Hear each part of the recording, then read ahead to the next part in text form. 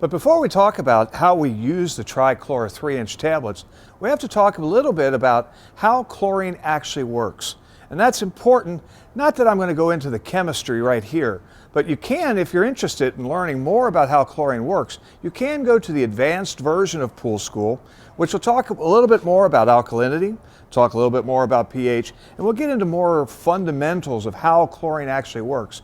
But just for the easy version, chlorine, you have to understand that chlorine, the way it works is it attaches itself to things. And when it attaches itself to things, it kills it. So if it attaches itself to an algae, it kills it. If it attaches itself to bacteria or virus or anything, it kills it. That's the way chlorine works. Now the reason that's important to understand is you have to understand that once chlorine attaches to something, it becomes stable. For example, when chlorine attaches to sodium, it forms sodium chloride. We know that as table salt. So chlorine, once it's attached to something, is no longer a poisonous killer. It is just a stable molecule. In fact, in that case, it even tastes good. So chlorine combines with things. Now the reason you have to know that is if you can keep putting lots and lots of chlorine in your water, and let's say for some reason you had a green pool, you had a lot of algae. Well, the chlorine goes in, but then it combines with stuff. And once it's combined, it's no longer active, it's no longer effective, it's no longer killing. You think there's a lot of chlorine in there, but it's all combined up. So that's why there's a product called shock.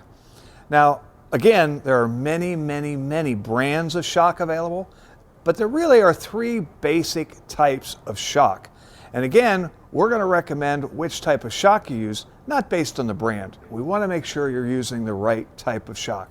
The three types of shock that are available on the market is, first of all, sodium hypochlorite. Now that's commonly known as liquid chlorine. Now liquid chlorine is a very, very powerful shock. In fact, if you splash it on your clothes, it'll eat holes in it, bleach it white. So it's not really something you're going to want to deal with all the time. Very powerful, very fast acting. One downside to liquid chlorine is when you put it in the water, you really should not go swimming for 12 to 24 hours. Now I have a little bit of a problem with that. Why put something in the water that limits how often you can use the pool or when you can use the pool? So I'm really not ever going to recommend liquid chlorine. The second type of shock is calcium hypochlorite. Now we just talked about that a little while ago. Calcium hypochlorite is a very strong shock, and it's available at pool stores and especially at the mass merchants as a shock treatment. It's very inexpensive, it does work, but the disadvantage to calcium hypochlorite is it puts calcium into the water. If you have soft water, that's good, but most of us don't. And so I don't recommend calcium hypochlorite. The type of shock that I do recommend is called potassium monopersulfate.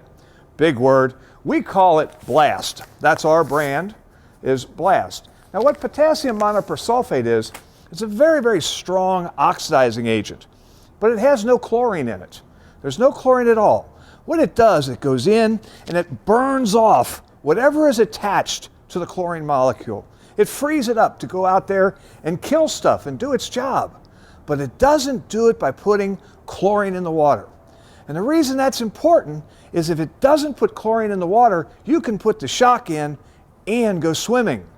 So when we're talking about putting shock in on Sunday night, we're not saying don't go swimming on Sunday night with your family, even if it's a hot day. Potassium monopersulfate does the job, but it doesn't limit your use of the pool. So it's a lot safer, easier, and it works.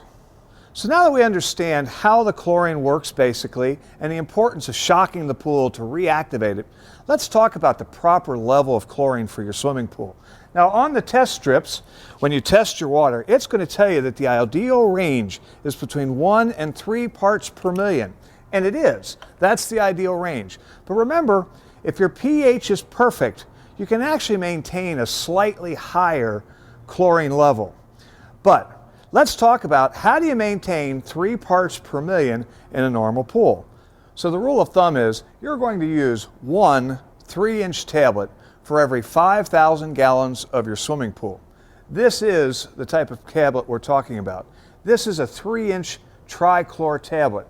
So we're talking about adding one 3-inch tablet for every 5,000 gallons 2 times per week. Now what that means is, for example, if you have a 24-foot by 52-inch pool, you have 15,000 gallons of water. So you're going to add 3 3-inch tablets 2 times a week for a total of 6 tablets per week.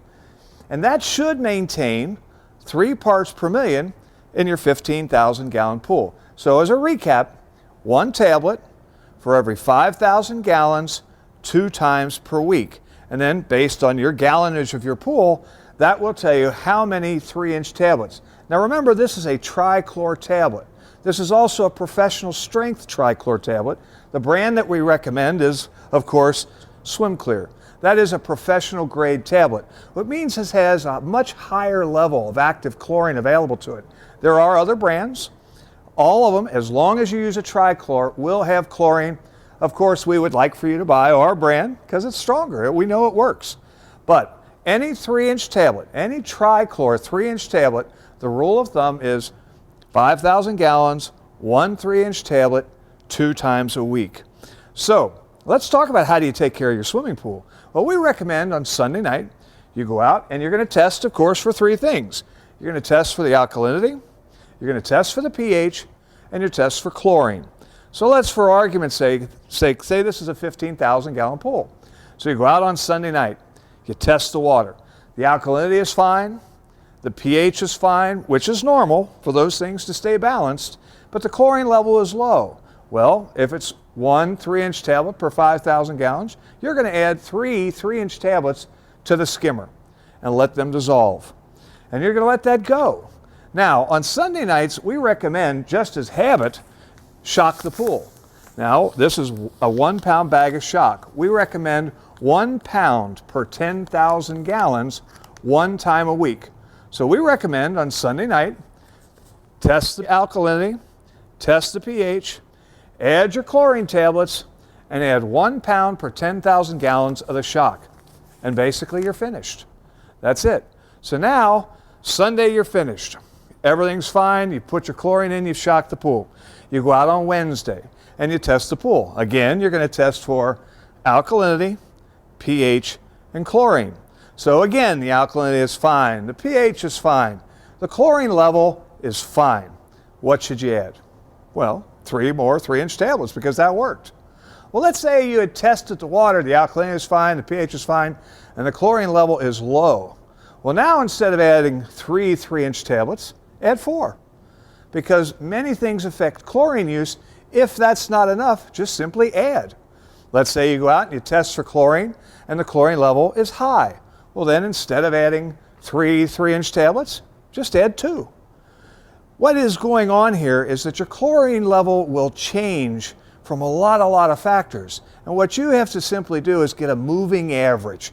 So if it's averages 3 tablets 2 times a week, that's great. Your pool may average 4 tablets or 2 tablets. It's simply a matter of a lot of factors.